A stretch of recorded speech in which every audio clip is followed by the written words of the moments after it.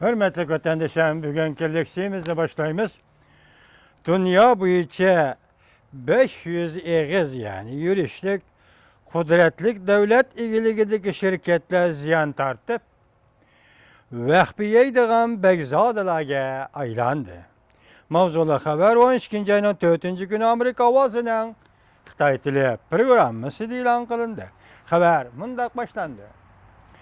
Aşkarlanğan sallık məlumatlar şunu gösterdi ki, bu yıl 3. fəsilinin ahırıgıca 306 yürüşlük bazarga kirgen merkezi hükümet ilgiligidir ki bu şirketlerinin kol asıdaki tarmak şirketlerden ziyan tartkan şirketler 67'ye yetti. Ziyanlı paydaga aylandırış münasibetlerde çepip yürüyüş bu şirketler her yılı kılıdığan iş bulup kaldı. Yakı bu şirketlerinin kündülük işi bulup kaldı.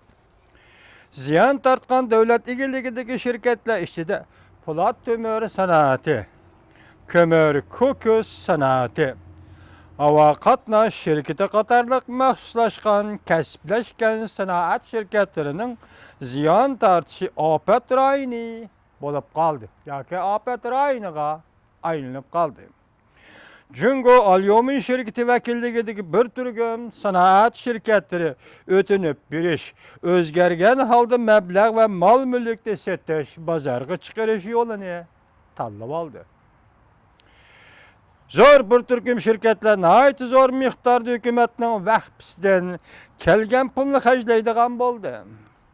Hükümetinin vahbisinden kelgen kızıl boğlak adettikidek çoğun emas. Mesela sallık məlumatlara asaslanganda Cungo Neft şirketi 2012 yıldan başlap hükümet vahbisinden algan kızıl boğlak 300 milyar 120 milyon 210 min yuan bulup ismi cismi layık vahbiyeydiğen begzadaga aylandı.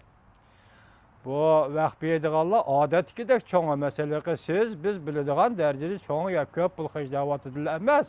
Bir Cungo Neft şirketi 2012 yıldan başlap hazırgıça hükümet vahbiden pul elişi 300 milyar yakın şu yılda 300 milyar 120 milyon 210 min yuan bulup çıktı.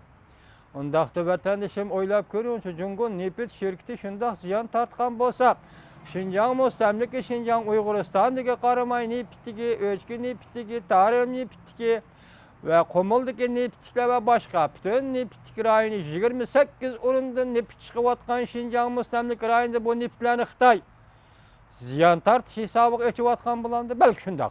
Çünkü bu neft okrolurda işleydiğen işçi Xitay, köçmen Xitaylarına qosuğunu bekiş gerekti. O devletin ziyan tartışı, şirketin ziyan tartışı ikinci gap, köçmen Xitay'nın işçi bulup çıkan köçmen Xitay'nın qosuğunu bekiş gerekti. Qarana, mana Cungo Neft şirketi bu yıl 320 milyardtın artıq vahbe, hükümetinin vahbisini yavatıdı degen gap.